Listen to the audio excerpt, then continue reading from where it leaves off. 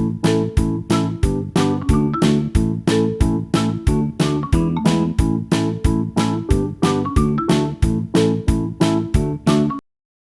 नमस्कार एंड स्वागत है आप सभी का रूरल चर्चा पॉडकास्ट सीरीज के दूसरे एपिसोड में, जहां हम बात करते हैं गाँव की, गांव से जुड़े लोगों की और उन लोगों की जिन्होंने उन गांवों को न केवल एक गांव तक सीमित रखा है बल्कि एक पर्यटन गांव में तब्दील किया है। इसी श्रृंखला में आज हमारे साथ एक ऐसी शख्सियत जुड़े हैं जो उत्तराखंड के एक छोटे से गांव सरमोली से आते हैं, बट उन्होंने इस गांव को न केवल एक पर्यटन गांव ग्राम बल्कि इसे भारत में सबसे श्रेष्ठ पर्यटन गांवों में से एक बनाया। Mallika Virdi ma'am, we welcome you on this platform ma'am. Mallika Virdi ma'am एक माउंटेनियर हैं, फार्मर हैं, she is a leader, social worker, philanthropist, even she is the ex sarpanch of Sarmoli. तो मैम के पोर्टफोलियो में हम जितने भी एडजेक्टिव्स ज्वाइन करें, मेरे ख्याल से वो कम ही होंगे। मैम ने इतना काम किया है गाँव के लिए। मैम ने गांव को केवल पर्यटन की दृष्टि से ही नहीं बढ़ाया बल्कि महिलाओं के सशक्तिकरण में बहुत योगदान दिया है। इस मैम ने जो सरमोली में डेवलपमेंट किए हैं वो महिलाओं के सशक्तिकरण के लिए बहुत योगदान देते हैं। तो इस चर्चा को आगे बढ़ाते हुए हम मैम से ही सुनते हैं उनके इनिशिएटिव्स के बारे में, उनके इंस्पिरेशंस के बारे में, कि किस तरीके से मैम की जर्नी रही है अभी तक। तो इसमें इस जर्नी में मैम मैं आपसे शुरुआत में एक पर्टिकुलर चीज पे फोकस करने पे बात करूंगा। सबसे पहले हम आपकी थोड़ी सी इंस्पिरेशन के बारे में जानना चाहेंगे कि किस इंस्पिरेशन ने आपको टूरिज्म में जोड़ा। इनिशियली आप किस फील्ड में काम करते थे, और सरपंच बनने के बाद जब आप सरपंच बने 2003 में, उसके बाद आपने किस तरीके से टूरिज्म को इस गांव तक लाने में योगदान दिया है। तो हम थोड़ा सा आपके बारे में हमारी ऑडियंस को बताइएगा प्लीज।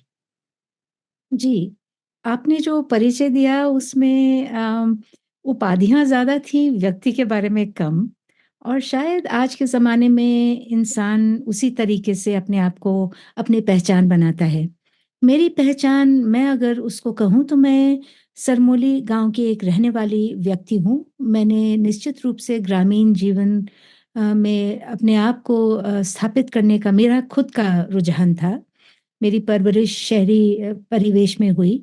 दिल्ली से पढ़ाई की, थोड़े समय काम किया, फिर गाँव की ओर मेरे पैर पलटे।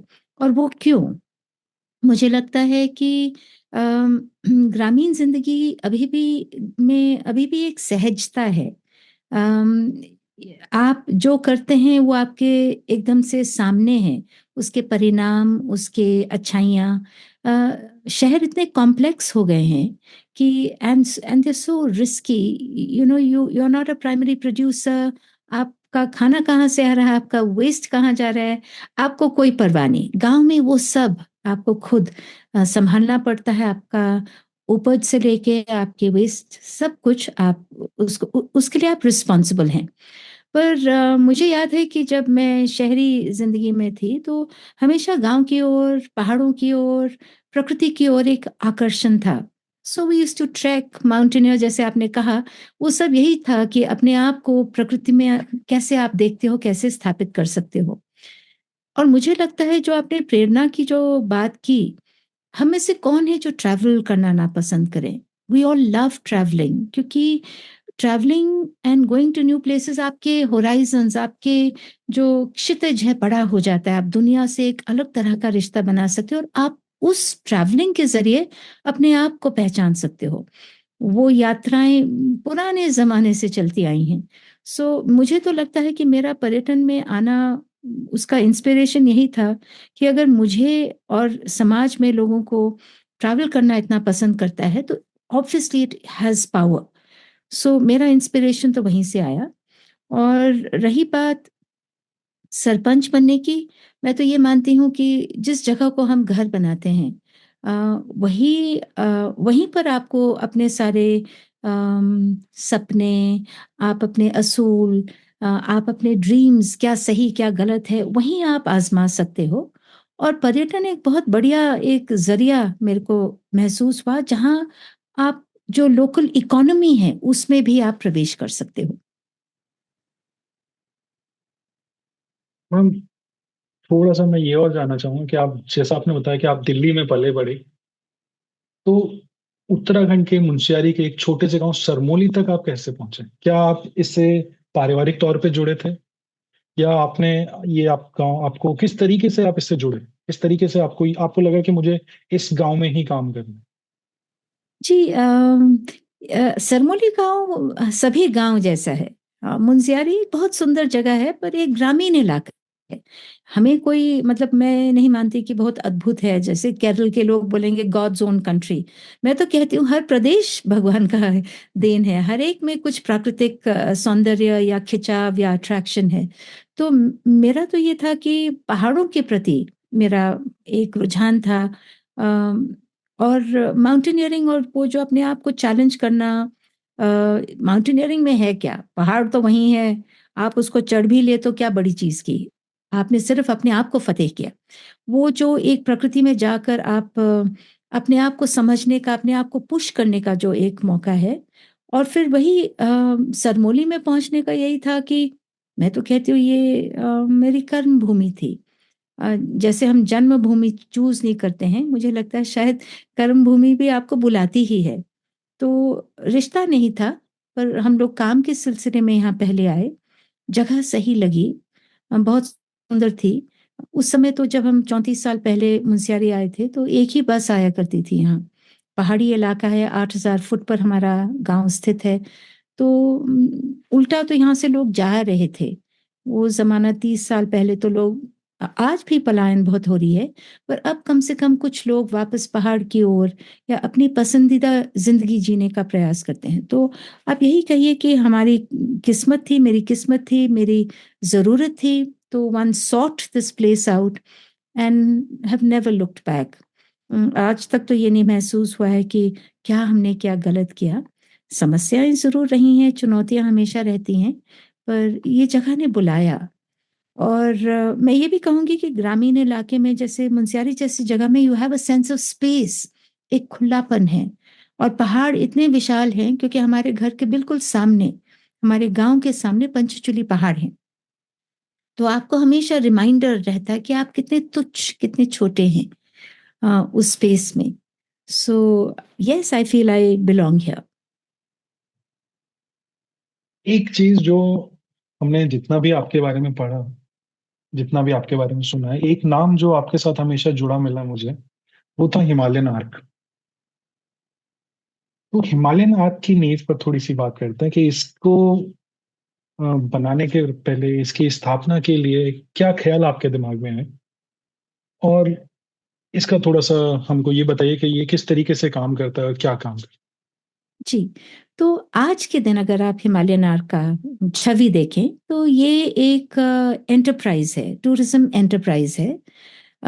जैसे बहुत सारे एंटरप्राइजेज़ होते हैं, उनकी छाप अलग-अलग स्टेट्स में होती है, अलग-अलग गाँव में अपने एक के बाद एक उनकी फ्रैंचाइज़ कहिए या उनका अलग-अलग जगह बिज़नेस शुरू कर देते हैं। हमारा मुनस्यारी में स्थित है। 4-5 गाँव हैं, सरमोली उसमें से सबसे सक्रिय है। पर इसकी शुरुआत तो 2003 में हुई और मैं बिज़नेस वूमन नहीं हूँ, पर अब सामाजिक तौर से एक कम्युनिटी रन बिज़नेस में मैं काम करती हूँ, जो कि हिमालयन आर्क है। शुरुआत इसकी बिल्कुल ही अलग तरीके से हुई थी और वो ये था जो जो आपका पहला प्रश्न था कि मुनस्यारी जैसी जगह पर मैं कैसे आई और लोग क्यों आते हैं? ज़ाहिर है कि बहुत सुंदर जगह है। प्राकृतिक रूप से समृद्ध है। ऐतिहासिक रूप से भी मुनस्यारी जो था ये एक ट्रेडिंग आउटपोस्ट था। जब तिब्बत से ट्रेड हुआ करती थी तो कुमाऊँ के जो व्यापारी लोग थे हल्द्वानी से ऊपर मुनस्यारी, मुनस्यारी से फिर तीनधुरा पार करके तिब्बत जाया करते थे। तो वो ऐतिहासिक एंगल भी है। अ, फिर कल्चरली भी ये समृद्ध है और मोस्ट ऑफ ऑल पहाड़ी इलाका है, 8000 फुट पर स्थित है। अब 2003 में जब पहली बार मैं सरपंच चुनी गई, तो अपना घर है, अपने जंगल हैं, तो लगा कि हाँ, हम लोग इतना संरक्षण की बात करते हैं, तो किस तरह से अब हमारे जो जिस जंगल से हम घिरे हुए हैं, उसका हम संरक्षण संवर्धन कैसे करें? तो एहसास हुआ कि लोगों का रिश्ता जंगलों के साथ तो बहुत गहरा है, पर उनके पास समय नहीं है। और समय इसलिए नहीं है क्योंकि उस समय तक 2003 तक एक तरह से मार्केट यहाँ पहुँच गई थी। सन 72 में मुनस्यारी रोड आई। उसके बाद 2000 तक गैस आ गई, पशुपालन कम होने लगा, और जो वो एक बहुत ही गहरा लिंक हमारे पहाड़ों में जंगलों के साथ था, थोड़ा कमज़ोर पड़ने लगा। जब हम लोगों से कहते थे आइए मीटिंग्स के लिए आइए, देखिए जंगल हमारे ही हैं, इनको हम इसका हिफाज़त करते हैं, तो लोग कहते थे टाइम नहीं है। एंड क्लियरली टाइम क्यों नहीं था? क्योंकि अपनी आजीविका कमाने के लिए लोग बाहर जाया करते थे, उनको मज़दूरी करनी होती थी, खेती करनी होती थी। ये समझ आया कि आजीविका को संरक्षण से हम अलग नहीं कर सकते। अगर हम पर्यावरण की बात करें तो उसके साथ स्थानीय लोगों की आजीविका बिल्कुल जुड़ी हुई है। तभी हमें ये लगा, देखिए लोग तो घूमने-घामने आ ही रहे हैं। जैसे हम घूमते-घामते यहाँ पहुँचे, लोग आएँगे ही। वो तब तक आएँगे जब तक यहाँ की प्राकृतिक सौंदर्य बनी रहे या यहाँ का संतुलन बना रहे। तो फिर हमने प्रपोज़ किया कि क्या हम होम स्टे शुरू करें? क्या हम पर्यटन शुरू करें? तो लोगों को लगा ये ठीक है, लोग आते हैं आएँ, पर 2 रोटी और 1 कमरा देने के लिए पैसे लेंगे, ये जचा नहीं उनको। और बहुत सालों के लिए मैं यही कहूँगी कि 2003 से लेकर 16 तक, जब हिमालयन आर्क को हमने एक बिज़नेस के रूप में कास्ट किया, तब तक गाँव घर में पैसे नहीं देते थे, वो लेते नहीं थे, तो बिज़नेस वाला साइड हमने थोड़ा अलग रखा, क्योंकि ये पूरा ट्रांज़ैक्शनल ना हो जाए कि लो, ये लो पैसे और ये लो मतलब उसके एवज में हमें 2 सेवाएँ। जो यात्रा ट्रैवल, हालाँकि अगर हम देखें आज हम कहें tourism and traveller and tourist is different. एक पर्यटक और एक यात्री में अंतर है। पर इतना अंतर है नहीं, उसमें यही है कि टूरिस्ट एक ट्रांज़ैक्शन करता है, तो उससे हम कैसे बचा के रखें? तो 2003 में जब ये सजेस्ट किया गया, तो 13 परिवार हमारे वन पंचायत से जो हकदार हैं, यानी वन पंचायत में थोड़ा बताना चाहूँगी कि ये हमारे सामूहिक वन हैं, यानी कि कॉमन प्रॉपर्टी है। जो भी सरमोली और जयंती 2 हमारे जो गाँव हैं, उनमें जो वहाँ के रहने वाले हैं, स्थायी निवासी हैं, उनके ये जंगल हैं। तो हमारे करीब 300 हकदार उस समय थे। तो सभी हकदारों को कहा गया कि देखिए ये एक मौका है। 300 में से 13 ने कहा चलिए हम ट्राई करते हैं। तो नींव उन 13 लोगों ने रखी, जब हमने पहले होम स्टे शुरू किया। अब ये अलग बात है कि धीरे-धीरे लोग आते रहे और उसके कारण भी रहे। उनको अच्छा लगा आकर, एक अपनापन महसूस हुआ, जिस तरह का पर्यटन हम उस समय कर रहे थे और आज भी करते हैं। क्योंकि अभी भी जब लोग आते हैं उनको ऐसे नहीं लगता है कि हम टूरिस्ट हैं, वो घर के मेहमान बनकर आते हैं। उनको उस तरह का अपनत्व महसूस होता है। तो शुरुआत वैसे हुई थी और फिर मेरा 5 साल का टर्म था, फिर मैं सरपंच नहीं रही। थोड़े समय के बाद हमें लगा कि इसको हमें एक बिज़नेस के रूप में, एक कम्युनिटी रन बिज़नेस के रूप में इसको स्थापित करना होगा। तब जाके 2016 में हमने हिमालयन आर्क के रूप में इसको स्थापित किया। तो 2 चीज़ें मेरे को यहाँ पर ज़्यादा फ़ोकस करते हुए समझ में आई मैम। एक तो कम्युनिटी रन एस्टेब्लिशमेंट्स। दूसरा जो मेरे को समझ में आया कि टूरिज्म को बढ़ावा दिया गया। कहीं न कहीं आपने 2003 से ही इनिशिएशन किया सरमोली में रूरल टूरिज्म का, ग्रामीण पर्यटन। तो मैं ये दोनों चीज़ों के बारे में एक बार आपकी राय जानना चाहूँगा कि आप किस तरीके से समझते हैं इनको, कि रूरल टूरिज्म क्या है, ग्रामीण पर्यटन क्या है और सामुदायिक पर्यटन या कम्युनिटी बेस्ड टूरिज्म क्या चीज़ है? और ये दोनों किस तरीके से समान है या किस तरीके से अलग है? हुँ। जी। अ, कभी हम अर्बन टूरिज़्म नहीं कहते, है ना? बिल्कुल, वो टर्म है ही नहीं। बिल्कुल। पर रूरल टूरिज़्म हम क्यों कहने लगे? क्योंकि हुँ, अब कहीं जाकर ग्रामीण भारत के प्रति लोग सजग हो गए हैं कि एक बहुत विशाल विरासत है हमारे ही देश में और देशों में भी। पर अगर हम भारत की ही बात करें, पहले ज़माने में क्या था, 30 साल पहले तो मैं ये कहा करती थी, या जब 20 साल पहले, 30 साल पहले तो नहीं, जब हमने पर्यटन शुरू किया, तो हमने ये कहा कि देखिए एक ज़माना था, जब हम लोग अपने नानी-दादी को मिलने जाया करते थे। गाँव में हमारे फिर भी कुछ कनेक्शंस थे, शादी-ब्याह में चले गए, कभी तो कभी चले जाते थे। बट अब जो शिफ्ट हुआ है रूरल, कितने रूरल पॉपुलेशन, ग्रामीण इलाके से लोग शहर की ओर पलायन करके बस गए हैं। तो एक तरह से वो एक नाता टूट गया है। वो जो नाता टूटा है, अ, ग्रामीण भारत के बारे में एक स्टीरियोटिपिकल व्यू बन गया था और अर्बन इंडिया विकास का प्रतीक बन गया। मतलब जिसने पलायन करके शहर आ गए वो विकास और मॉडर्नाइज हो गए हैं, गांव हमारे एक तरह से पीछे से रह गए। मुझे लगता है कि वो अब धीरे धीरे वो जो लॉस है एक कनेक्शन का ग्रामीण इलाके से, उसका एहसास लोगों को होने लगा है और एक क्यूरियोसिटी भी है। और उसके कारण अब ग्रामीण पर्यटन की ओर लोग आ रहे हैं। शहरों में ऊबन, एक तंगी, वो सब खा रही है। मैं तो सरप्राइज्ड हूँ कि इतना समय लगा लोगों को। हमारे जैसे लोग तो 30 साल पहले पलायन करके ग्रामीण इलाके में आ गए और लोग ये एस्केप, ये ढूंढते रहते हैं कैसे हम वापस नेचर से कनेक्ट करें।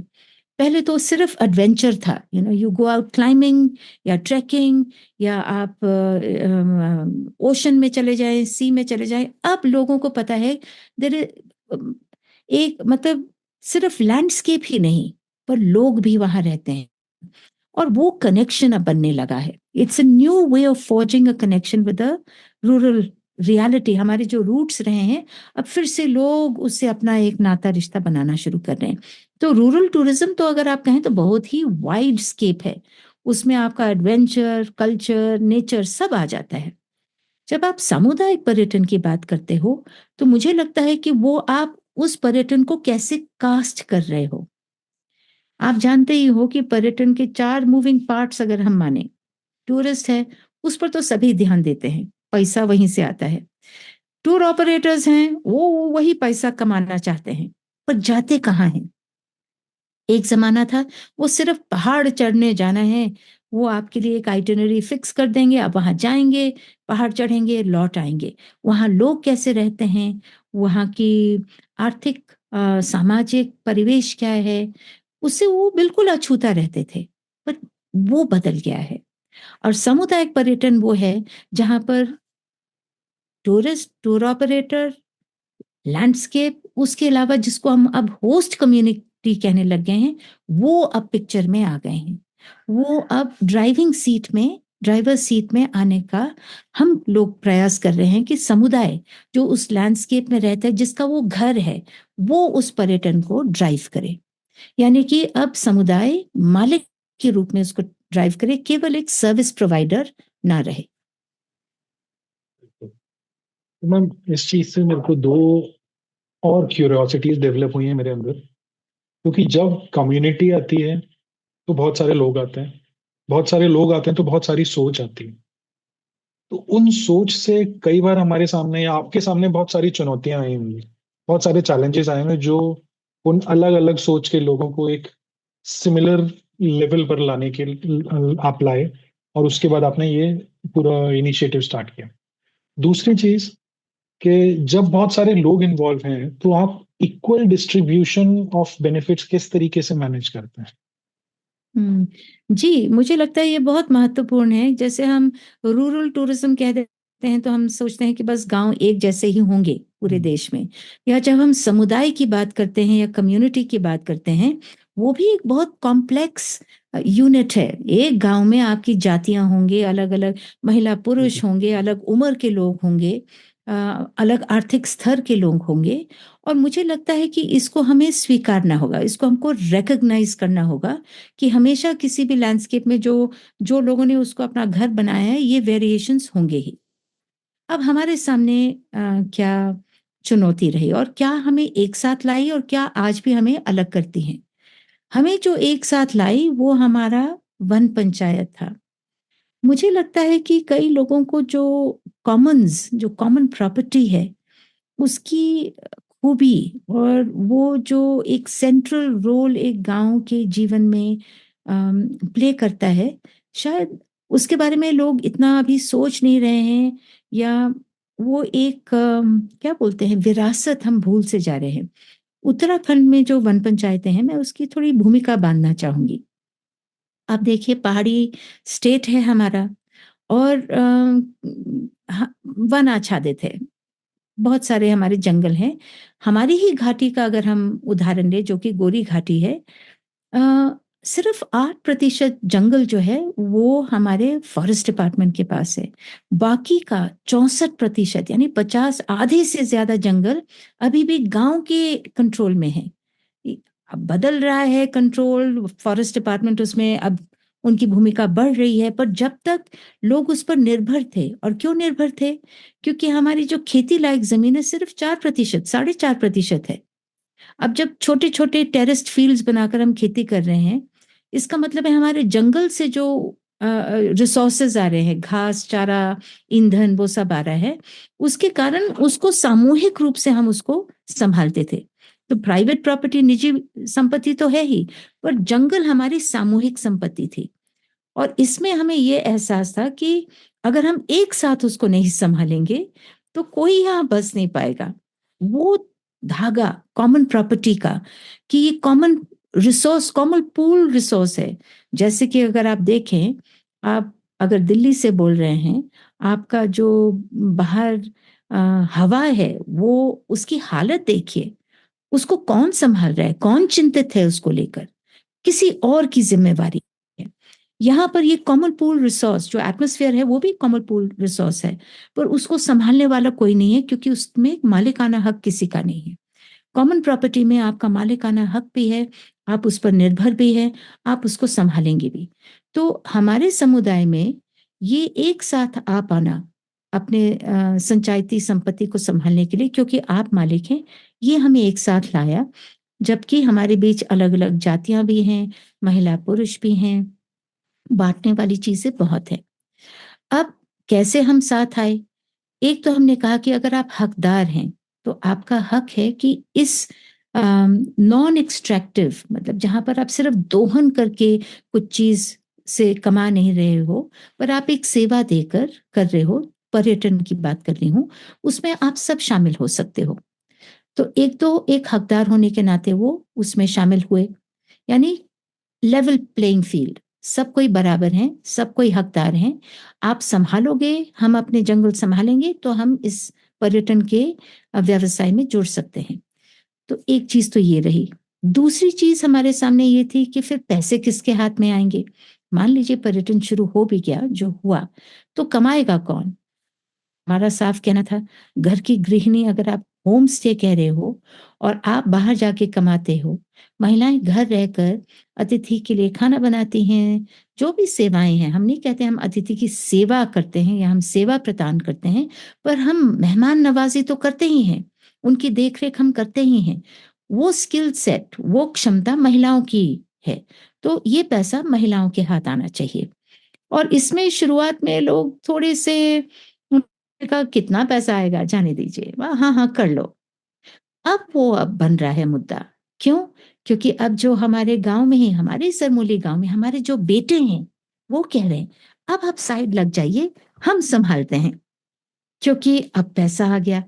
पर इन सालों में हम लोगों ने अपनी क्षमता बढ़ा ली है, महिलाओं ने अपना एक समझदारी क्षमता बढ़ाई है। और हम अपने बेटों को और पतियों को भी कहते हैं आप शामिल होइए, क्योंकि ये होम स्टे है, ये एक महिला का नहीं है। हम वो गलती नहीं करना चाहते जो अक्सर पुरुष करते हैं, वो पुरुष प्रधान बन जाते हैं। हम महिला प्रधान के रूप में नहीं इसको देख रहे।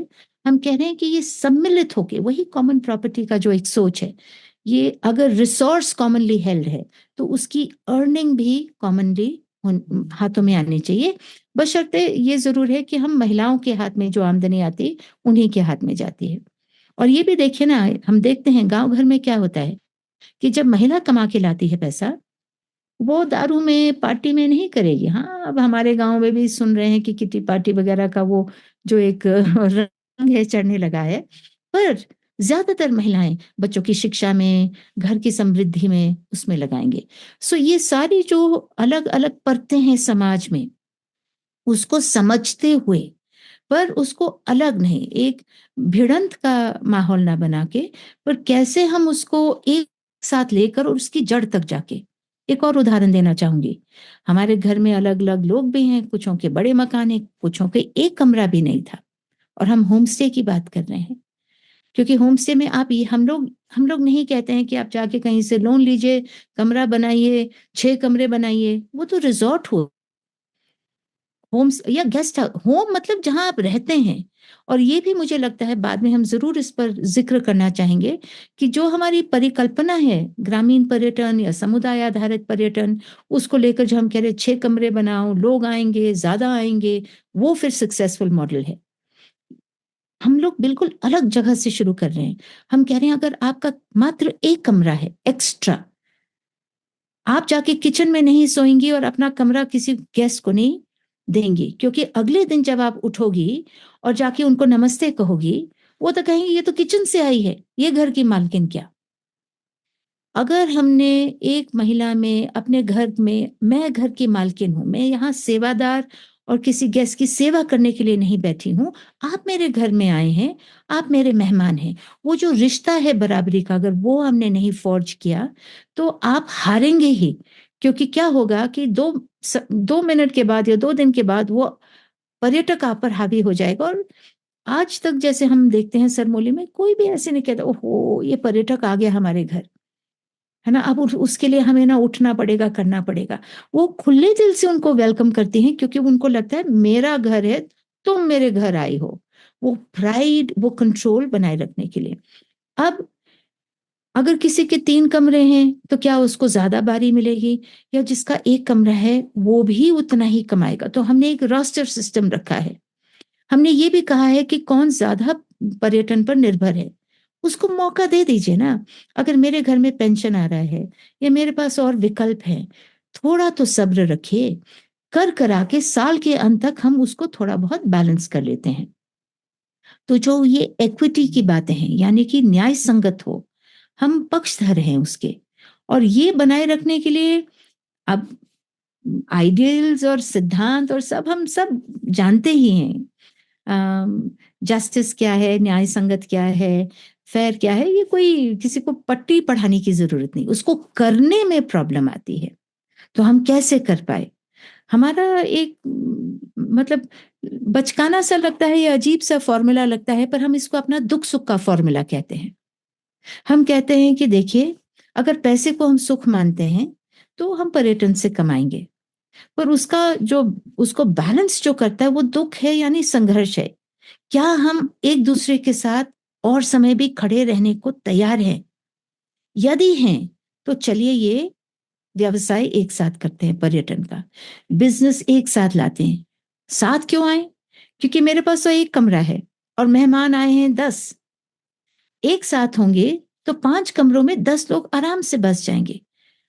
अभी हम 15 परिवार हैं, किसी के 3 है, किसी के 2 है, किसी के 1 है। हमारे गांव में 100 लोग आ जाएं, उनको हम बराबर तरीके से गांव में समा लेते हैं, मेहमान के रूप में। यानी कि मेरा किसी भी होटल के साथ मुंशियारी में मैं टक्कर दे सकती हूँ। मैं मेरे को ये नहीं है कि अरे ये लोग बड़ा ग्रुप है, मैं तो संभाल नहीं सकती। तो एक साथ आने के एडवांटेजेस लोगों को स्पष्ट हुए। दुख सुख के फॉर्मूला में ये भी है कि हम लोग साथ कमाएंगे, पर एक दूसरे का will watch each others back, यानी कि हम एक दूसरे के लिए खड़े हैं।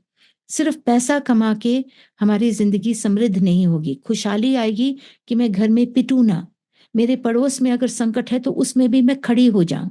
और ये कोई नई बातें नहीं है, गांव में पहले हुआ करती थी, धीरे धीरे ये उधड़ने लगी हैं, पर हमने इसमें इसको कैपिटलाइज किया। और इसलिए मैं मानती हूँ कि लोगों को साथ ला पाए, इसके बावजूद कि हम लोग असल में गांव में काफी बटे हुए भी हैं। एक जैसा आपने बताया, इसमें मुझे महिलाओं का योगदान काफी दिखा। इस सरमोली में पर्यटन को बढ़ाने के लिए महिलाओं का काफी योगदान था। बट लेकिन जब हम बात करते हैं महिलाओं के योगदान की, तो कई बार हमारे सामने कुछ ऐसी शख्सियत आती हैं जो कई बार दोहरी मानसिकता रखते हैं या हिपोक्रेट हो जाते हैं। जो एक टाइम पे ये तो कहते हैं कि महिलाओं को एम्पावरमेंट की जरूरत है, वुमेन एम्पावरमेंट की बातें तो करते हैं, बट साथ ही साथ हम ये भी कहते हैं कि नहीं, कोई फीमेल, हमारे घर की फीमेल किसी को खाना कैसे सर्व करेगी। तो नो डाउट शायद आपके सामने भी ये चीजें आई हों, क्योंकि गांव है वो भी।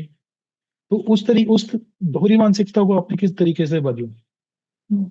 जी, वो तो अभी भी है। हुँ, पितृसत्ता अभी ज़िंदा है हमारे देश में और हमारा गाँव कोई एक्सेप्शन नहीं है, कोई अलग हम जगह में नहीं है। पर देखिए हमने कुछ चीज़ें ऐसी समझी जैसे नंबर 1 ये एक मान लीजिए जैसे हमारे हिमालयन आर्क में हम लोग कई चीज़ें करते हैं, उनमें से एक है होम स्टे। होम स्टे तो हमारे लिए सिर्फ ये है कि पहला कदम जो प्रवेश करते हैं गाँव में, घर में आके रह रहे हैं, उसके बाद कई चीज़ें हम लोग ट्रैक्स हैं क्यूरेटेड एक्सपीरियंस है, नेचर, कल्चर वो सब अलग। पर जब आप घर में आ रहे हैं, तो हम इसको होम स्टे यानी पूरे परिवार का एक व्यवसाय मानते हैं। तो महिलाओं ने ये हम लोगों ने ये बिल्कुल स्पष्ट किया है, हमारे ही अपने ही घरों में, कि ये हम तभी कमा के लाएँगे जब पूरा परिवार इसमें सहमति जताएगा। ये मान के चलना कि महिलाएँ अपने आप चला लेंगी, संभव नहीं। ये मान के चलना कि जो पुरुष जाके बाहर कमा रहे हैं, वो कमा के ला रहे हैं, वो भी संभव नहीं है, क्योंकि पीछे एक महिला घर सँभाल रही है। पुरुष अक्सर भूल जाते हैं ये बात। हमने वो गलती नहीं दोहराई है। हम मान के चल रहे हैं फ़र्स्ट ऑफ ऑल कि ये पारिवारिक एक व्यवसाय है, पैसा भले ही महिला के हाथ में आए, नंबर 1। नंबर 2 हमारे यहाँ भी बहुत मान्यताएँ हैं।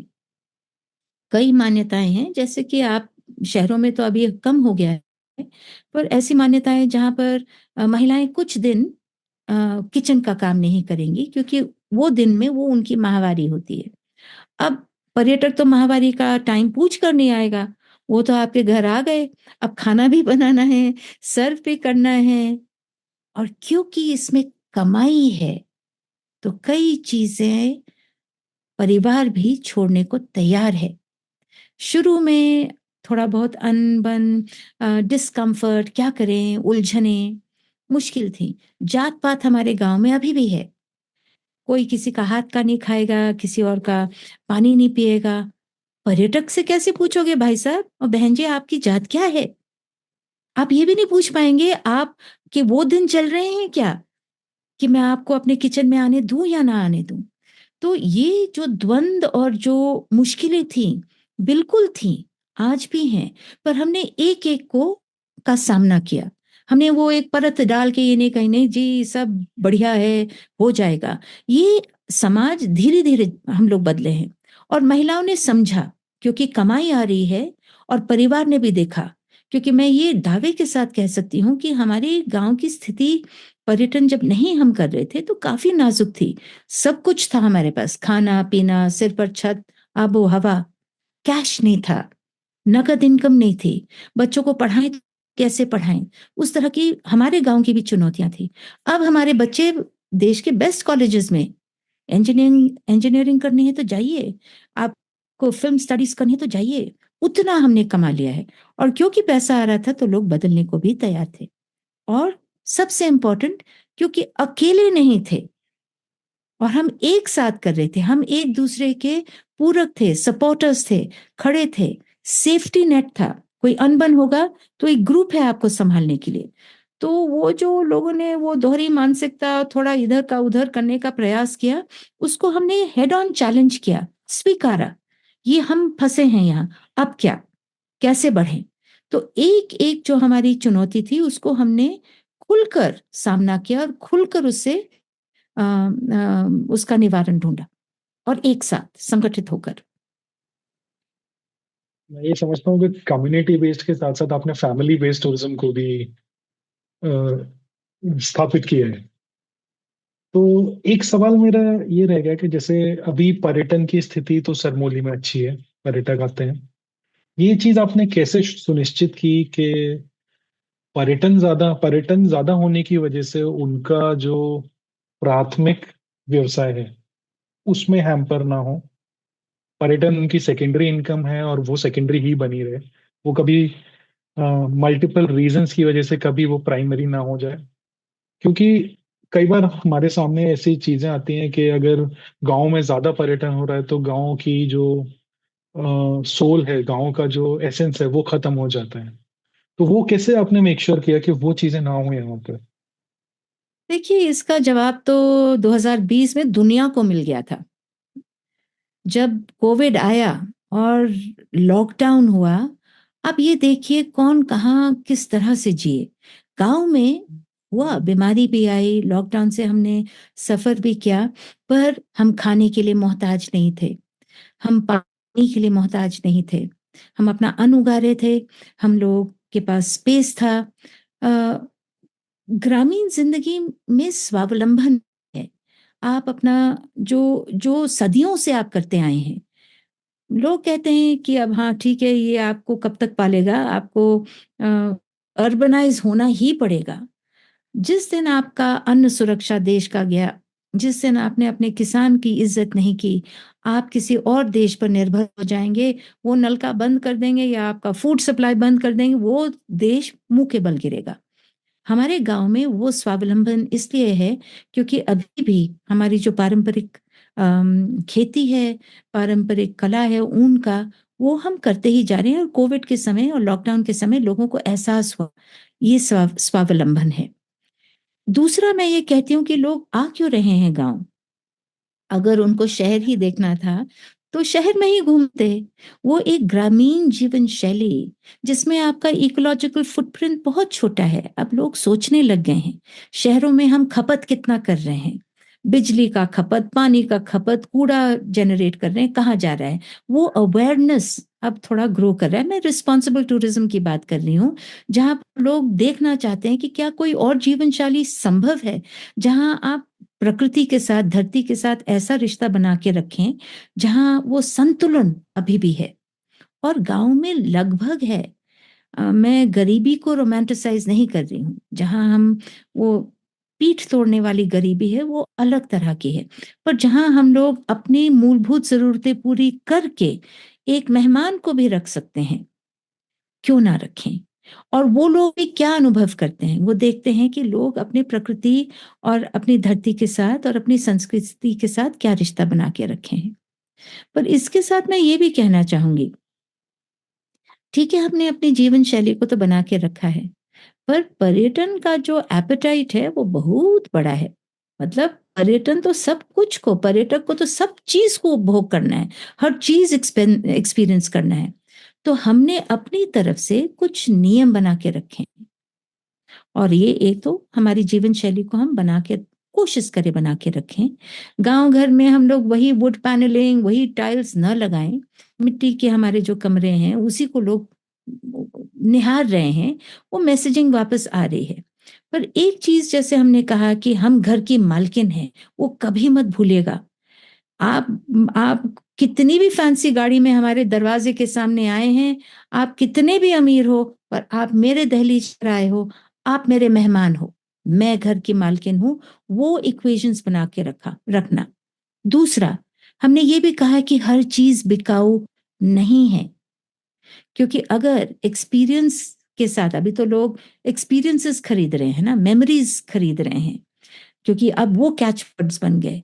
पर हर चीज बिकाऊ नहीं है। दोस्तियां बनाइए, नजदीकियां नहीं। सेक्स टूरिज्म के बारे में हमने खुल के बात की है, पीडोफिलिया के बारे खुल के बात करते हैं। ये सब टूरिज्म के हिस्से हैं, हम उसको पहचाने ना पहचाने। बैंकॉक का उदाहरण है, कई जगहों पर जैसे आप बार्सिलोना चले जाओ तो वहाँ ओवर टूरिज्म का उदाहरण है। क्योंकि जब आप खोल देते हैं अब दरवाजे और कोई भी आए, सभी आए, और आप पर्यटन झेलने की क्षमता की बात नहीं करते हैं, हर चीज को बेचने में लग जाते हैं, तो आपने अपने पैर पर कुल्हाड़ी मार ली। तो हम लोग यही कहते हैं कि वो संतुलन बना के रखना बहुत ज़रूरी है। और अपनी जो ख़ासियत है, जो हमारी धरोहर है, यानी कि ग्रामीण इलाके के होने के कारण हमारे जंगलों का हिफ़ाज़त, हमारी संस्कृति जैसी है, बदलेगी।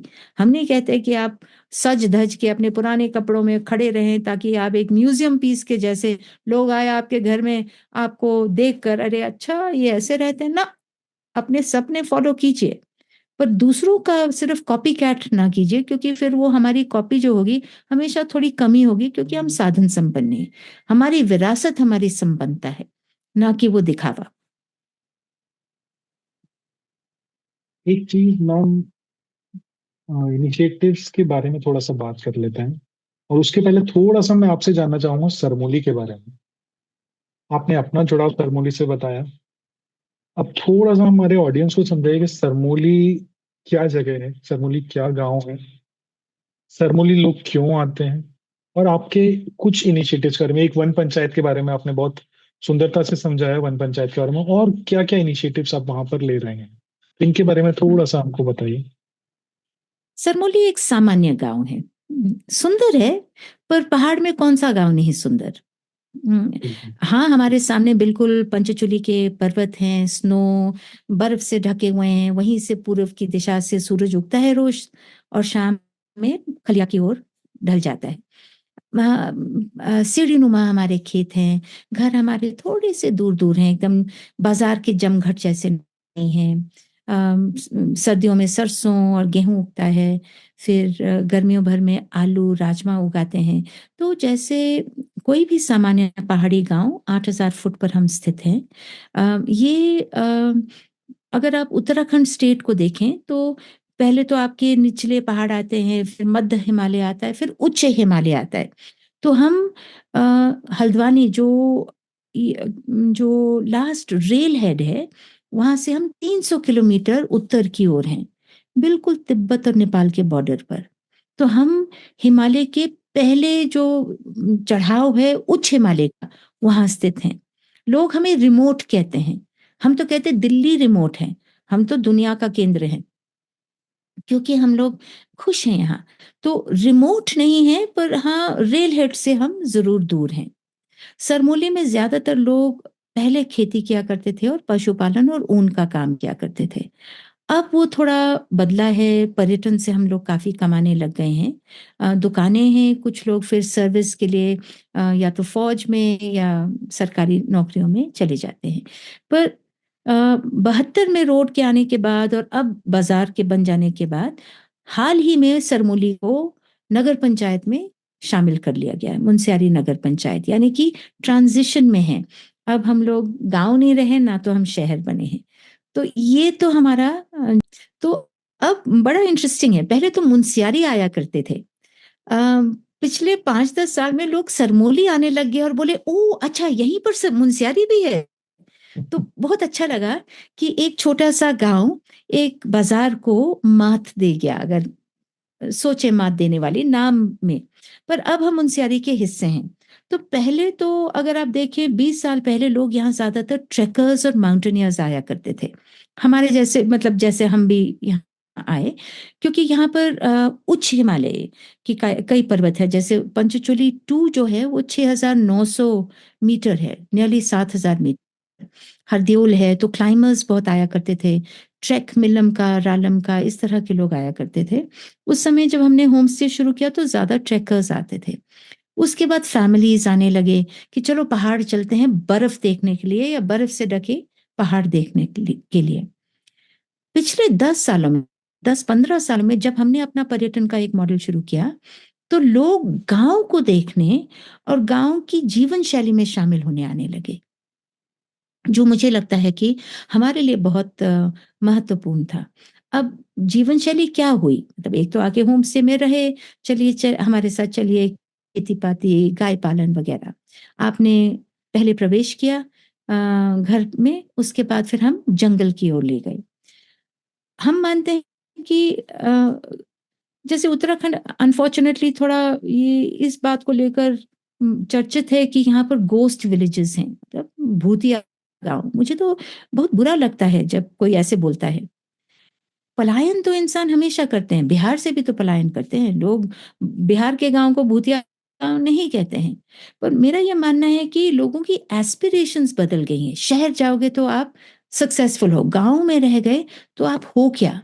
वो नैरेटिव, वो नजरिया को भी हम बदलना चाहते थे कि गांव में रहकर हम अपनी खेती करके, अपनी ऊनी कारोबार करके, उसमें एक सेंस ऑफ प्राइड, गर्व और कमाई भी सब हो। तो ये जब हम लोगों को मौके देने लगे, तो लोग फिर खिंचे हुए आए। जैसे उदाहरण के लिए हमारे यहाँ ऊनी कारोबार है, तो प्राकृतिक रंगों से रंगाई कैसे करें। आप अपने वस्त्र अगर बनाना चाहें तो आप कैसे बनाएंगे, अपने लिए एक स्वेटर बना लीजिए। अमेरिका से लोग आते हैं, वहां पर वो अपने हमवी चलाते हैं, यहाँ आकर वो देखते हैं कि अरे बाप रे, मुझे तो मेरी नानी जो किया करती थी, मैं वो निटिंग सीख सकता हूँ। तो वहाँ एक आइस हॉकी प्लेयर है, बिल्कुल मतलब वो टिपिकल अमेरिकन सक्सेस स्टोरी जिसको बोलते हैं, विनर टाइप। वो यहाँ आकर वो चाहता है कि नहीं नहीं मैं निटिंग सीखूं, तो उसके फाइनर मसल्स वो यूज कर रहा है, समोसे बनाने सीख रहा है। सुनने को लगता है कि ये क्या मामूली चीजें हैं, पर ये ऐसे लाइफ स्किल्स हैं जो लोग खो चुके हैं। दूध निकालना, स्रोत से पानी पीना, फिर हम जंगल की ओर ले जाते हैं। हमें लगता है कि पहाड़ में, जैसे हम जहाँ रहते हैं, उत्तराखंड का ही उदाहरण लीजिए, तो करीब 700 पक्षी प्रजाति होंगी। मुनस्यारी में ही, गोरी घाटी में ही हमारे 325 पक्षी प्रजाति एक ही घाटी में आपको मिल जाते हैं। अब इसका रिकॉर्ड कौन करेगा? सिटीजन साइंस को हमने मजबूती दी। शिकारी लोग जो पहले पक्षियों को शिकार करते थे वही बन गए हमारे रिसर्चर्स। पक्षियों का हैबिटाट हम जानते हैं, उनके नाम सिर्फ अंग्रेजी वैज्ञानिक नाम का जोड़ बनाने की देर थी, वो जोड़ हमने बनाया। रिसोर्स मटेरियल चेकलिस्ट बन गए, ब्रोशर्स बन गए। अब जब हमारे साथ लोग आते हैं तो हमारी घाटी को इंपॉर्टेंट बर्ड एरिया घोषित कर दिया गया है by IUCN and BirdLife International. यानी कि आप अपना जो प्राकृतिक विरासत है उसको भी एक औधा, जैसे हमारी ग्रामीण जीवन शैली, उसका छोटा इकोलॉजिकल फुटप्रिंट वो लोगों को समझ आने लगा। हमारी जो प्राकृतिक धरोहर है जो समृद्ध है, कहना ही काफी नहीं है, उसका डॉक्यूमेंटेशन, उसका प्रेजेंटेशन, वो दुनिया तक कैसे जाए, उसको रिकग्निशन कैसे मिले, वो सब हमने किया। फिर एडवेंचर में यहाँ पर ट्रैक्स बहुत है, डे ट्रैक्स है, मल्टी डे ट्रैक्स है। आप खलिया जा सकते हो, सुबह उठिए, गर्म चाय पीजिए, 5:30 बजे चलना शुरू कर दीजिए, या आपको हम बलाती बैंड ले जाएंगे, वहां से आप 12,400 फुट का पीक तक चढ़कर शाम को आप अपने होम स्टे के कंफर्ट में, गर्माहट में गरम गरम रोटी खा सकते हैं। वो ऑर्गेनाइज करना, सेफली ऑर्गेनाइज करना। या मल्टी डे ट्रैक्स हैं, आप रालम जाइए, मिलम जाइए, पंचचूली बेस कैंप जाइए, नंदा देवी बेस कैंप जाइए। अब जिसके पास कमरा भी नहीं है होम स्टे के लिए, वो लोग गाइड्स में आ जाएं। तो सरमोली में जरूरी नहीं है कि आप पर्यटन तभी कर पाए जब आपके पास होम स्टे है। अब एडवेंचर में भी आप शामिल हो सकते हैं, पर ये सब भी पर्याप्त नहीं है, क्योंकि हमने जब कहा कि हम जंगल से शुरू किए और हमारी जो प्राकृतिक धरोहर है, नेचुरल रिसोर्स बेस है, उसको हम प्रोटेक्ट कर रहे हैं। हमारा यहाँ पर एक कुंड है हमारे गांव के ऊपर, जिसका नाम है मेसर कुंड। 2004 में हमने उसको, वो धीरे धीरे डाई बैक हो रहा था, एक प्रोसेस है जिसको यूट्रिफिकेशन कहते हैं, लेक डाई बैक। तो वो मरने लग गया था और धीरे धीरे श्रिंक होता जा रहा था। जब मैं सरपंच बनी, ये तो एहसास था ही कि पानी का स्रोत हमारा खत्म हो जाएगा अगर उस पानी को हमने बचाया नहीं। लोगों की बहुत मान्यता थी, नहीं नहीं महिलाएं नहीं जाएंगी, वो देवभूमि है, वहाँ देवता का जगह है, वहां नहीं हम जाके खोदेंगे वगैरह। पर बातचीत करके, जैसे मैंने कहा, हर सवाल का जवाब ढूंढते एक साथ ढूंढा, किसी ने किसी को उपदेश नहीं दिया या समझाया नहीं, समझ सब में थी। पर जब पता चला कि इसको करना ही है, उसको हमने खोदा, पानी आ गया। अब मेसर कुंड थोड़ा सुंदर दिखने लगा, वापस सुंदर दिखने लगा। लोगों को इतना मजा आया एक साथ काम करने के लिए, लोगों ने तय किया चलो यहाँ मेला करते हैं। 2006 में हमने मेसर देवता के नाम से मेला शुरू कर दिया, पर वो सेक्युलर मेला था जहां पर्यावरण को सेंटरपीस मान रहे थे। वो मेला 2006 में हुआ, अब 18 साल हो गए हैं, हर साल वो मेला होता है। उसके साथ हिमल कला सूत्र करके एक और फेस्टिवल हमने शुरू किया। लापता लेडीज की जो निर्देशिका है, वो आई इस बार अपना फिल्म दिखाने के लिए हमारे फेस्टिवल में, क्योंकि महिलाएं हैं, क्योंकि यहाँ फिल्म अप्रिसिएशन हो रहा है। हम उसको फिल्म फेस्टिवल बड़े बड़े नाम नहीं देते हैं, क्योंकि उसमें फिर वो बड़े पैसे, बड़े नाम, बड़े लोगों के पीछे ही भागते रहते हैं। पर हमने कहा ये एक स्थानीय फेस्टिवल है जहाँ हम फिल्म अप्रिसिएशन भी करेंगे, योगा भी होता है। एक फूड फेस्टिवल किया जहाँ पर गोवा से एक शेफ आए, लद्दाख से एक और शेफ आए जहाँ अलची किचन वो चलाती हैं। उनकी भी क्यूरियोसिटी थी कि ये सरमोली है क्या, फूड फेस्टिवल क्यों गाँव कर रहा है। करते करते वो एक बहुत अच्छा मीटिंग स्पेस बन गया है जहां अर्बन रूरल रियलिटीज दोनों मिलती हैं। दोनों हम मिलकर एक जो ग्रामीण जिंदगी का रस है और जो एक शहर का इनोवेशन, क्रिएशन, नए फ्रंटियर्स को तोड़ने वाली जो बात है, वो दोनों एक ऐसी सुंदर जगह पर हम मेल बना लें, जहाँ हम लोग मिलकर एक मेमोरी क्रिएट कर सकें। हम उनके लिए नहीं क्रिएट कर रहे हैं, हम उतना ही अपने लिए क्रिएट कर रहे हैं। सो जो ये रूरल रेनेसांस यानी कि जो कलकत्ता में हमारे रविंद्रनाथ टैगोर जी ने किया, या केरल में जहाँ पर लोगों ने विज्ञान, महिलाओं की शक्ति, उन सबको एक अपनी ताकत, अपनी अपनी जो एसेट्स हैं, उसको एक साथ लाकर कैसे उस पर एक जश्न मनाना, और उसको टूरिस्ट भी शामिल हो जाता है, हम भी शामिल हो जाते हैं, कमाई भी हो जाती है। तो एक सहजता से बहुत लोग आ जाते हैं, क्योंकि उनको एक होप, एक और जीवन शैली का एक आभास होता है। थोड़ा सा ये बता देंगे, ये जो आपने फेस्टिवल्स के नाम लिए, ये कब किस किस टाइम पे होता है? जी, हमने जब शुरू किया था, तो हमने सर्दियों में किया। सर्दियों में इसलिए क्या, क्योंकि सर्दियों में गाँव घर में हम लोग फ्री रहते हैं, खेती-पाती कर ली, अब हमारे पास समय है। पर 2-3 साल के बाद हमें एहसास हुआ कि लोग तो आना चाहते हैं इसमें, तो सर्दियों में ना करके हमने फिर गर्मियों में करना शुरू किया। मई के महीने में बुद्ध पूर्णिमा के सबसे नज़दीक वाला जो संडे है, उस दिन मेसर वन कौतिक होता है। और उससे पहले 2 हफ्ते वहाँ बर्ड फेस्टिवल, बटरफ्लाई फेस्टिवल, जैसे मैंने कहा फिल्म एप्रिसिएशन, एक दौड़ होती है 5 किलोमीटर की, 10 किलोमीटर की, और उसमें 300 हमारे गांव के आसपास के 40 गांव से बच्चे आ जाते हैं, और उनके साथ दौड़ने के लिए हमारे पर्यटक भी शामिल हो जाते हैं। एक और दौड़ है हम जो करते हैं, नदी से शुरू होता है और ऊपर खलिया टॉप तक जाता है। 8,000 फुट का आपका ये ट्रेल रन है। अल्ट्रा ही है एक तरह से, पर हाफ मैराथन है, ट्रेल रन है।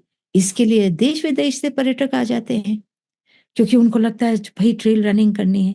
तो मई के महीने में लास्ट संडे को हम लोग ये फेस्टिवल कल्मिनेट होता है मेसर वन कौतिक पर, 15 से शुरू होके 14-15 से लेके महीने के अंत तक चलता है। सुनने में ही काफी एक्साइटिंग लग रहा है मैम, ये सरमूली कार्निवल जो आपने स्टार्ट किया है। एक आपके कॉन्वर्जेशन के बीच में एक लाइन आपने बोला था, जहां पर ये था कि जो आपका वूल का जो एज ओल्ड ट्रेडिशन है, आप उसको भी अभी प्राउडली, आपके यहाँ लोग अभी भी उसको प्रैक्टिस कर रहे हैं। तो थोड़ा सा मैं ये जानना चाहूंगा कि अभी जो करंट यूथ सरमोली में है, क्या वो इसी ट्रेडिशन को फॉलो करना चाह रहा है, या फिर वो भी बाहर निकल के, या कितना वो अलाइन है या इंक्लाइन है टूरिज्म की तरफ? Good question. क्योंकि हम लोग तो कहते हैं कि अब जैसे एक तरह से छवि सी बन गई है कि सरमूली में महिलाएं अम, अ, अम, अग्रिम पंक्ति में थी। मैं नहीं कहती महिलाएं ही कर रही थी, पर ज्यादा इमेज महिलाओं की आती है। हम तो कहते हैं पूरा गांव इसमें इन्वॉल्व है। पुरुष थोड़े बैक स्टेज में हैं, हम लोग फ्रंट में हैं। पर बिना यूथ को जोड़े, जो युवा है उसको जोड़े बिना इसका कोई फ्यूचर नहीं है। आप किसी जंगल का भी उदाहरण ले लें, कोई भी जंगल में आप प्रवेश करें और वहां आपको बड़े बड़े पेड़ नजर आ जाएं, और उनकी छाया में छोटे पेड़ पनप ना रहे हों, वो जंगल का टाइम आ चुका है, क्योंकि जब वो गिरेंगे तो उनकी जगह लेने के लिए कोई होगा नहीं। क्या हमारे यहाँ युवा इस व्यवसाय में, पर्यटन में, और खासकर जिम्मेदाराना पर्यटन में विश्वास रखते हैं कि नहीं? मुझे लगता है कि हाँ, अब वो एहसास होने लग गया है कि ये जो धरोहर है, ये हमारा एडवांटेज है। ये गाँव में रहना डिसएडवांटेज नहीं है। उसको हम अपने ओर कैसे चेंज कर सकें, उसमें हम कैसे उसको अपने एक ताकत के रूप में बदलें, उसमें अभी टाइम लगेगा। फिलहाल तो हम ये देख रहे हैं कि लोग गाइड्स के रूप में ट्रेन होना चाह रहे हैं। पर वो भी अगर आप मेरे से पूछें कि पर्यटन का फ्यूचर क्या है, रूरल टूरिज्म, सामुदायिक पर्यटन का फ्यूचर काफी ब्लीक है, अगर हम लोग अभी से ये ना सोचें कि मालिकाना अधिकार गांव के लोगों के हाथ में होना चाहिए। इंफ्रास्ट्रक्चर को डेवलप करना जरूरी है। नौजवानों को और हम लोगों को भी अपनी क्षमताओं को एक लेवल तक लाने की जरूरत है। तो इसको हम उद्योग के रूप में देखें, और उद्योग के सारे जो मूविंग पार्ट्स हैं, पॉलिसी लेवल से लेकर, स्कीम से लेकर, गांव के लास्ट मतलब जो भी व्यक्ति हो उसकी ट्रेनिंग को लेकर, अभी जो हम देख रहे हैं, ट्रेनिंग के नाम पर बच्चों को ट्रेनिंग सरकार और लोग दे देते हैं, पर उनकी क्षमता वर्धन नहीं होती है। हाँ, महिलाएं, पुरुष, युवा लोग पर्यटन को देख रहे हैं, उसकी संभावना समझ रहे हैं, पर जब तक हम लोगों की एक सुनियोजित तरीके से ये देखकर कि टूरिज्म कैरिंग कैपेसिटी कितनी है, पर्यटन झेलने की क्षमता हमारे इलाके में है या नहीं, या बस उसमें बस कूद जाओ, वो संघर्ष मुझे लगता है अभी चल रहा है। लोगों को दिख गया है, एक तरह से बोतल में से जिन निकल चुका है। सब सोचते हैं ये पर्यटन कोई एक जादू की छड़ी है, भाई गांव घर में अब समृद्धि आ जाएगी। नहीं आएगी। मुझे तो कई बार जिस तरीके से इसको प्रमोट किया जा रहा है, डर लगता है। और डर का कारण ये है कि आप पर्यटन को जब चलाते हैं, और ये मान लीजिए एक होटल का उदाहरण ले लीजिए, तो आपका प्राइवेट स्पेस और आपका वर्क स्पेस में एक सेपरेशन है। यहां पर आप बाजार को अपने घर के भीतर ले आ रहे हैं। एक ग्राहक या टूरिस्ट, हम तो मेहमान कहते हैं, पर वो अल्टीमेटली आपका क्लाइंट है, वो आपके घर में आ रहा है। आपने उस शख्स को, उस व्यवस्था को, उस लोकल इकोनॉमी को, उसकी जो इंफ्रास्ट्रक्चर है, उसके जो इम्प्लीमेंट होने के लिए उसको सिक्योरिटी जो देनी है, इंस्टीट्यूशनल जो ताकत बनानी, उसको कितना आपने बनाया है। ऊन का ही अगर उदाहरण लें, तो ऊन में ये हो गया है कि अब आप विदेशी ऊन इंपोर्ट कर रहे हो, मरीनो ऊन आ रही है देश में, तो हमारी जो स्थानीय भेड़ हैं, उनकी जो थोड़ी कोर्स ऊन है, उसमें हम लोग बनाते हैं तो माल बिकता नहीं है। हमारी कंपटीशन किसके साथ हो रही है? हमें किस तरह से हमारी सरकार या हमारी व्यवस्था सपोर्ट कर रही है? वही कहानी पर्यटन के साथ भी है। अगर हमारा पर्यटन सरमोली में या मुनस्यारी में बड़े बड़े होटल्स एंड रिजॉर्ट्स जो बनने लग गए हैं, क्योंकि लोगों को पता चल गया है ये एक डेस्टिनेशन है। बल्कि मैं ये कहना चाहूंगी, अजीब बात है कि जब हमें बेस्ट टूरिज्म अवार्ड मिला 2023 में, हम नॉर्मली अवार्ड्स के लिए अप्लाई नहीं करते। हमें लगता है पहचान बनेगी तो अपने काम के दम पर बनेगी, अवार्ड्स के पीछे क्या भागो। पर क्योंकि उत्तराखंड से हमें कहा गया प्लीज अप्लाई कीजिए, क्योंकि आपने 20 साल का अनुभव आप लेके बैठे हैं, तो हमने अप्लाई किया और हमें गोल्ड कैटेगरी में अवार्ड मिला। गांव को मिला, हिमालयन आर्ट को नहीं मिला। हिमालयन आर्ट तो एक छोटी कंपनी है। गांव की पहचान हुई, पर उसका असर क्या हुआ? जब लोगों को लगा अरे मार्केट गर्मा गई है, अब पर्यटक आ रहे हैं, हमारे साथ भी काम करने वाले लोग कूद गए बाहर और अपना छोटा दुकान खोल लिया। अब आपको हर तीसरे घर में होम स्टे नजर आ जाएगा। और हम उनको कह रहे देखिए, ये सरमोली की कहानी है। आपके किसी एक मकान में, किसी एक घर में कोई अनबन हो गया, कोई हादसा हो गया, पूरा सरमोली जाएगा। तो हमें एक साथ काम करना। पर्यटक आएगा और चला जाएगा, हमको तो यहीं रहना है।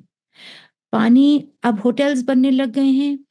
पानी अगर वो हमारे रौलियों से, स्ट्रीम से निकालने लग जाएंगे पंप्स के साथ, जो करना शुरू हो गया, तो गांव के लोगों को पानी नहीं रहेगा। तो पर्यटक तो एक व्यवसाय है, संसाधन कॉमन है, प्रॉफिट प्राइवेट है।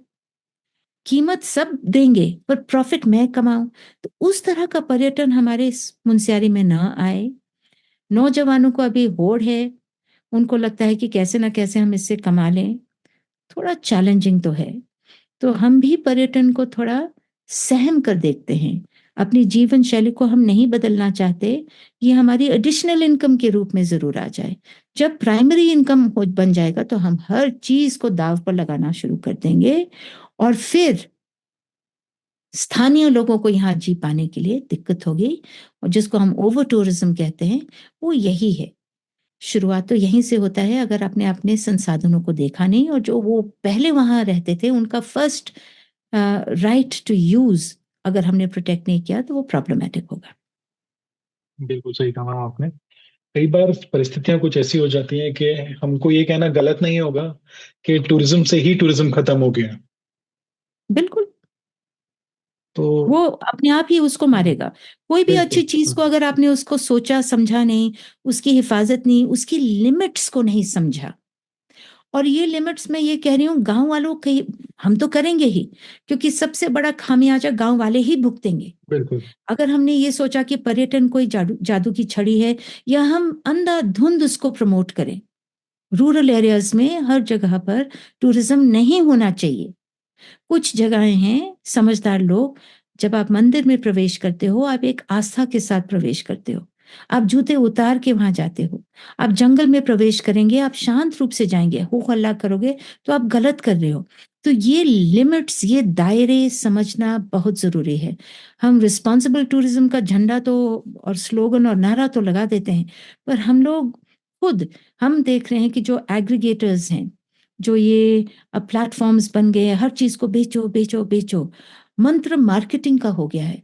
उससे पहले आप देखो तो सही, आप जा कहाँ रहे हो? आपका इम्पैक्ट क्या होने वाला है? और हम जो उनको इनवाइट कर रहे हैं, क्या हम अनजाने में कहते हैं ना, मैं तो अभी आज सुन रही थी कहीं पर कि जब विपदा आती है, कई बार वो बहुत ही मुस्कुरा कर और सूट-बूट में आपके घर पहुँचेगी। ये मत सोचो कि विपदा हमेशा तूफ़ान के रूप में आएगी। मीठी गोली के रूप में आ सकती है और तुमको खा जाएगी। तो हमें पर्यटन को उस तरह से देखना है, चीज़ अच्छी है, एक व्यवसाय है, पर उस व्यवसाय में सूझबूझ और सुबुद्धि के साथ ही करना है, अपने लिमिट्स को समझ के करना है। तो मैम, आखिरी के दो सवाल आपसे हैं। पहला तो ये कि फ्यूचर को लेकर के आप क्या देखते हैं? सरमोली, सामुदायिक पर्यटन और हिमालयन आर्क, अगर इन तीनों चीजों को साथ में रखा जाए तो भविष्य में आप क्या सोचते हैं इनके बारे देखिए, सरमोली और हमारा समुदाय और पर्यटन, वो बड़ी कहानी का एक छोटा हिस्सा है, और शायद इसी छोटे कहानी से ही बड़ी कहानी का भी हम लोग एक विश्लेषण कर सकते हैं। पर मुझे हमको अभी ये लग रहा है कि हम वो पर्यटन के उस फ़ेज़ में हैं, जहाँ सबको लग रहा है, वाह! क्या बढ़िया चीज़ है, बहती गंगा में हम भी हाथ धो लें। तो अब बहुत जल्दी से बहुत सारी चीज़ें होने लग गई हैं, जो कि मैं मानती हूँ डेंजरस है। हम लोग ने अपने पंचायत स्तर पर, जब हम लोग एक ग्राम पंचायत थे, अब तो नगर पंचायत में आ गए हैं, पर हमने एक पंचायत उप समिति का गठन किया।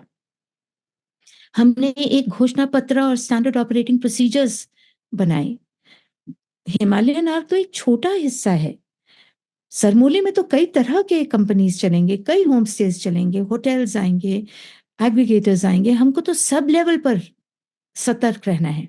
हम अपने आप में रिस्पॉन्सिबल हो गए, उससे कोई, मतलब हाँ, मिसाल तो हम बन सकते हैं, पर हमारा डेस्टिनेशन, जो हमारा घर है, हमारा गाँव है, वो बर्बाद हो सकता है।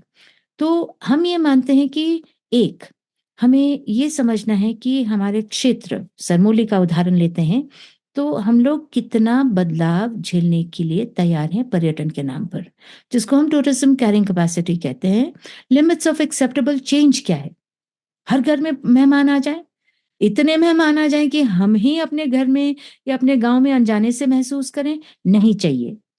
क्या हमारे पानी के स्रोत, लकड़ी, चारा, ईंधन बना रहे, या नहीं-नहीं खोल देते हैं पर्यटकों के लिए, जितने आएँ बढ़िया, पार्टीज़ हों बढ़िया। तो उसको हम कैप करने लग गए हैं। हम खुद क्या मानते हैं, कॉम्पिटिशन का ज़माना है, हम किसी को नहीं कह रहे हैं कि आप होम स्टे मत कीजिए, कीजिए, पर हम उनको मात कैसे देंगे? हम लोग अपने जैसे मैं उदाहरण देती हूँ, होम स्टेज़ का एक जो चैलेंज रहता है होटल के मुकाबले, वो ये है कि होटल्स में एक लॉबी होगी, फॉयर होगा, लोग आके वहाँ पर अलग-अलग कमरे में आके एक साथ बैठ के बातचीत कर सकते हैं, मिल सकते हैं। होम स्टेज़ में अक्सर ये नहीं होता है, क्योंकि हमारा कोई drawing room concept, common room concept नहीं है। पर हमने यहाँ पर एक कैफ़े बनाया जिसका नाम है माटी कैफ़े। वहाँ पर हमारे स्थानीय चीज़ें भी बिकती हैं, ऊन का सामान हो गया, खाद्य हो गया, राजमा यहाँ का जीआई टैग्ड राजमा है। मैं तो कहूँगी वर्ल्ड फेमस राजमा है। तो वहाँ पर आकर वो खरीद सकते हैं। हमारे यहाँ स्थानीय भोजन आप बना के खा मतलब कैफ़े में आप खा सकते हैं। तो हमने अपने काम को डाइवर्सिफ़ाई किया है। हम और गाँव में भी लोगों को भेजते हैं, होटल से लोग हमारे यहाँ आते हैं, उनके साथ भी हमने सौहार्द का रिश्ता रखा है। हमने यहाँ पर एक टूर ऑपरेटर्स एसोसिएशन बना लिया है, जहाँ होम स्टे के लोग अपनी ताकत बनाते हैं, पर होटल्स के साथ और इंडस्ट्री के बाकी के प्लेयर्स के साथ भी एक अच्छा रिश्ता बना के रखा है, क्योंकि फाइनली ये एक डेस्टिनेशन है। हमारे यहाँ कुछ ऐसे पर्यटक आते हैं जिनको हम नहीं रख सकते, हम उनको रिफर कर देते हैं, आप होटल में चले जाइए, आपका पार्टी का मूड है, that will suit you better. यहाँ पर आइए जब आप क्वाइट हॉलिडे या एक अलग तरह का रिफ्लेक्टिव हॉलिडे करना चाहते हैं। तो हमने हिमालयन आर्क में अपने आप को हमेशा इनोवेट, रेनोवेट, एक अलग नया सोच कैसे हम प्रेज़ेंट कर सकें। अ, एक और चीज़ जिसमें मुझे लगता है कि हमने ग्राउंड ब्रेकिंग वर्क किया है, हिमालयन आर्क ने मिलकर और लोगों के साथ। लॉकडाउन के समय हमने देखा कि हमारी सारी आमदनी ठप हो गई। पर हम लोग विचलित नहीं हुए, क्योंकि हमारे पास सेविंग्स थी।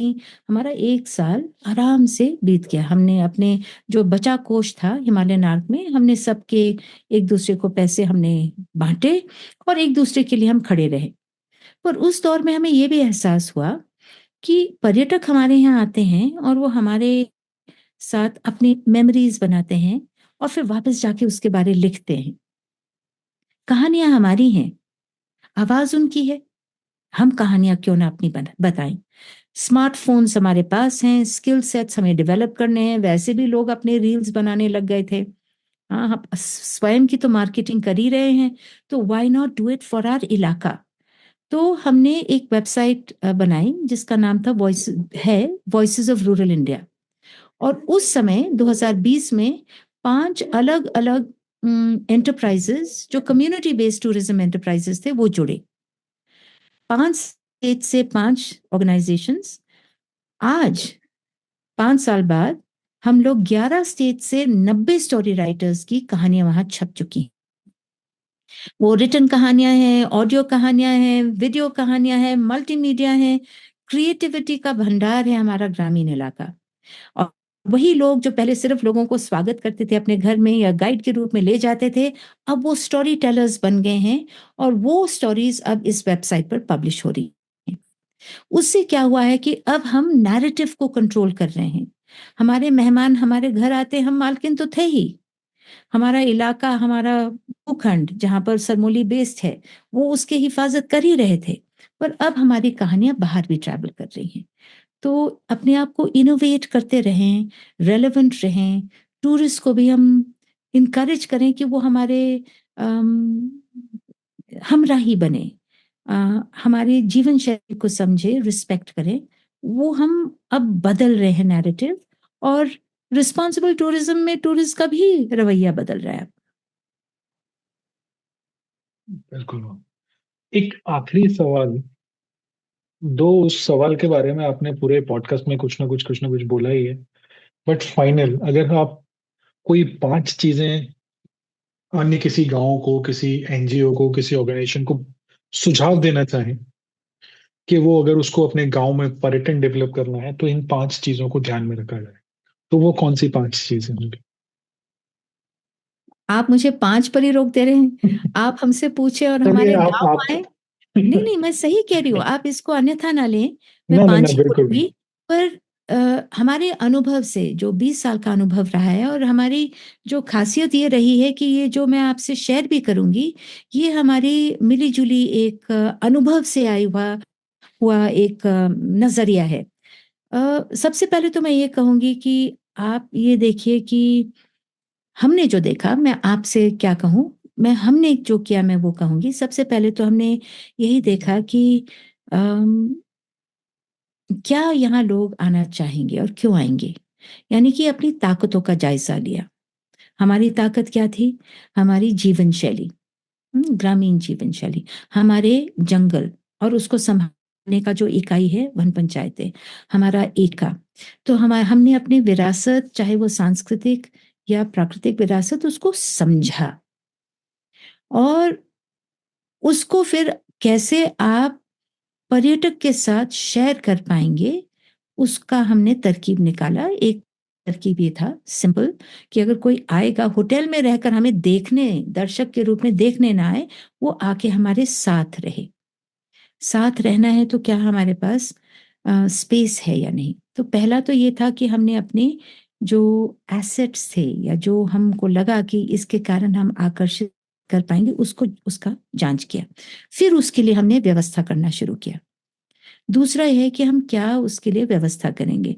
एक तो ये है जैसे अब हो रहा है, गाँव में जाओ, भई यहाँ होम स्टे है, चलिए हमें रोक लो, इतना पैसा क्यों माँग रहे हो? ₹300 ले लो ना। ना, अगर आप बिज़नेस में आ रहे हैं और ये बिज़नेस है, तो उसको आपको ढालना पड़ेगा।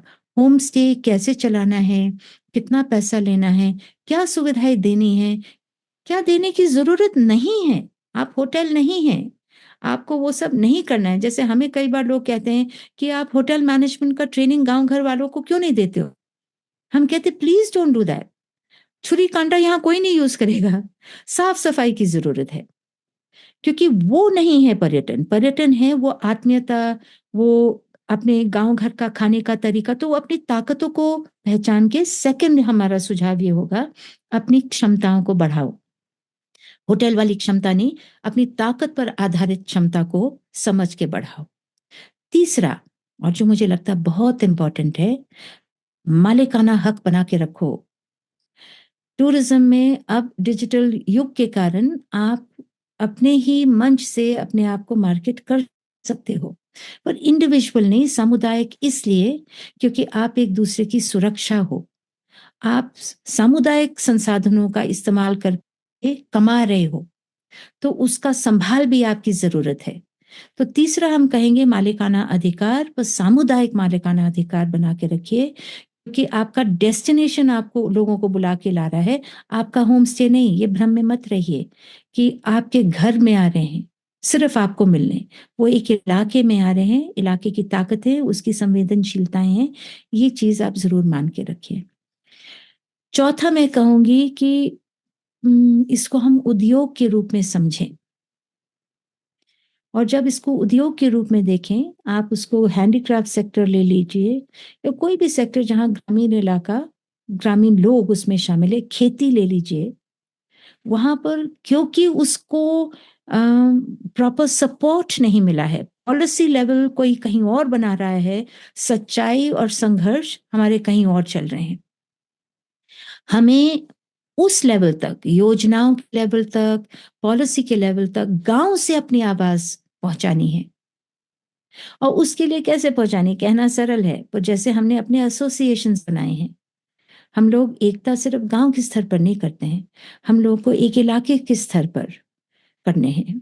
मीडिया हाउसेस के साथ अपना संपर्क बना के रखना है, सरकार के साथ अपना संपर्क बना के रखना, अपनी आवाज़ वहाँ तक पहुँचानी, ये हमारा चौथा वाला हो गया। 5वां मैं तो ये कहूँगी कि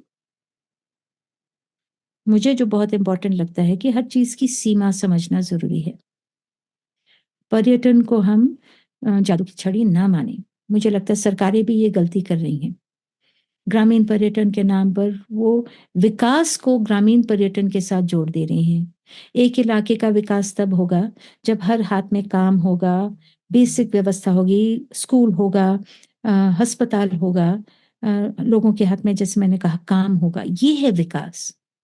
सिर्फ होम स्टे से थोड़ी आमदनी कमा लेना विकास नहीं है।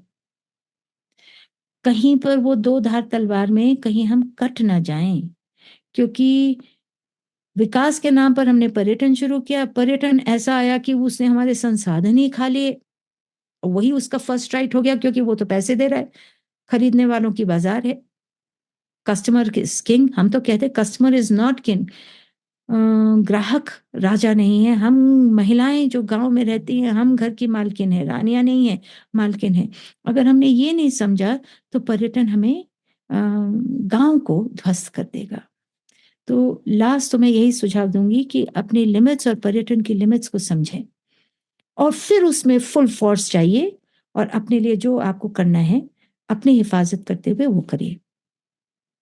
इसमें मैंने ये नहीं कहा है, एक बात में छूट की जो मुझे लगता है बहुत ज़रूरी है, जब हम कहते हैं न्याय संगत अ, पर्यटन हो, इसमें जो हमारे समाज में कमज़ोर वर्ग के हैं, अब जैसे हम लोग तो जब मेरे जैसा इंसान बात कर रहा है और कह रहे हैं कि हमारे यहाँ लॉकडाउन से पहले बिना कहीं से कोई भी सहयोग, ना सरकार से, ना किसी एनजीओ से, ना किसी कंपनी से सहयोग लिए, हमारा 2019 में हमारा टर्नओवर 50 लाख था और वो 50 लाख में से 1% भी पैसा बाहर नहीं गया होगा। वो गया होगा सीए को मतलब कंप्लायंट होने के लिए, पर इतना पैसा हम 1 साल में अपने गाँव में खींच के ले आए। पर मुझे ये भी लगता है कि हम लोग ये भूले ना कि ये कमा भी रहे हैं, पर हमारे गाँव में जो अम, वल्नरेबल हैं, उनको भी हम प्रोटेक्ट करें, महिलाओं की सेफ्टी का ध्यान रखें, बच्चों की सेफ्टी। हमारे यहाँ अब बच्चे गाइड्स बन गए हैं, स्कूल छोड़ के वो गाइडिंग में जा रहे हैं और हमने तो बड़े-बड़े नोटिसेस लगा दिए, बाल मज़दूरी अपराध है। फैंसी टूरिस्ट आते हैं, 200-100 रुपए देकर सोचते हैं कोई बात नहीं, हम तो शहर से आए हैं, लोगों को क्या पता। सो अपने आप को हम बचा के रखें। पर्यटन से ऐसा ना हो कि आपकी जो सोशल फैब्रिक है, गाँव की जो अभी अच्छाई है, उसको हम बर्बाद कर दें। बिल्कुल मैम। सो इसी के साथ हम अपने इस कॉन्वर्सेशन के एंड पे आ चुके हैं। Thank you very much ma'am, अपने शेड्यूल में से टाइम निकाल करके हमारे ऑडियंस को इतनी सारी इंसाइट्स देने के लिए। एक चीज जो मेरे को आपसे बात करके पर्सनली लगा है कि आपने जितना भी कुछ बताया है वो सब प्रैक्टिकल लगता है। कई बार लोग आते हैं, बात करते हैं कि ये किया, ये किया, ये किया, ये किया। उससे अलग आपने जो भी कुछ बताया है उसमें ये भी था कि हाँ, अभी बहुत कुछ सुधार भी बाकी है।